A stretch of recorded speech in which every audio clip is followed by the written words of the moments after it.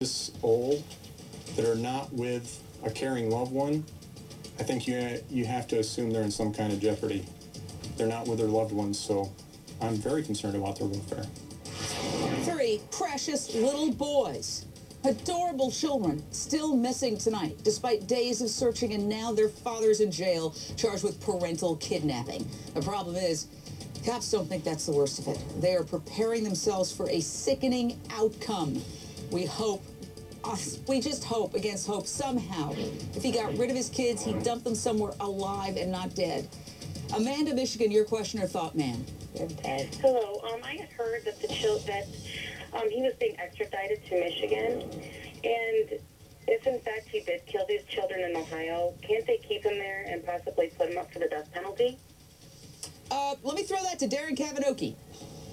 Sure, yeah. Usually in the case of a murder, if the death occurs within a particular jurisdiction, that is where the case is brought. And it's so interesting in this case, and I understand all the cause for pessimism here, let's not forget that the arrest charge, is that parental kidnapping charge. Obviously, you don't need a body in order to have a murder case, but this would suggest that perhaps either that arrest charge is a pretext, and they're hoping to get some kind of an admission or a confession from him that will make their case, or they just don't know enough to actually bring that murder charge yet. Yeah, and remember, this guy is a long-haul trucker who happens to be currently unemployed. He has 4 children, by the way. These 3, as well as 1 child from a previous marriage. Now, take a look at this financial problem. His current wife that he's divorcing is asking for child support, alimony, and money for legal fees in their divorce. And then he also has a 17-year-old daughter who he was paying child support for. And in January, he was ordered to pay $3,500 in past due support. So in plain old English, that means, Dr. Judy, that this guy is, on top of everything else, a deadbeat dad that wasn't paying child support for his 17-year-old daughter. Could money have driven him to do something terrible? Oh, sure, this is part of the profile. A very fragile, borderline personality, probably psychopathic, also feels like a total failure. And so his way of almost killing himself is projecting onto killing these little boys. It's like he's killing the little boy inside himself who feels helpless because he has no money, can't take care of his family, and is absolutely filled with rage, anger, disappointment, and takes it out on those helpless children, which is what he feels like. But this is in the twisted mind, and in psychological kind of interpretation, it makes sense, as horrific as it is. It's like, we've seen these stories before, even Susan Smith, who took it out on her little kid. Absolutely. Parents have been known to kill. It sounds unimaginable, but it has happened in the past. Cops say, look at Andrea Yates, 5 kids she killed. Cops say this dad, in this case, was talking to them, but then, believe it or not, this guy has lawyered up. Yes.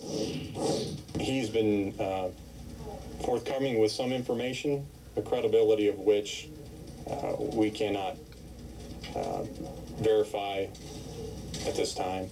So we certainly would be hopeful that he or whoever knows where they're at would come forward. All right, Darren, what do you make of the fact that he is lawyered up?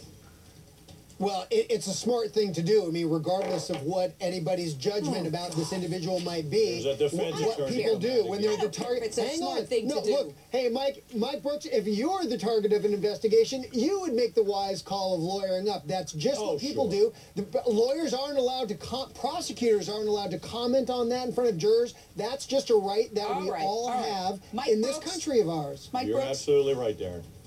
Okay. Yeah. I want to go to Bill. I want to go to Bill Foster.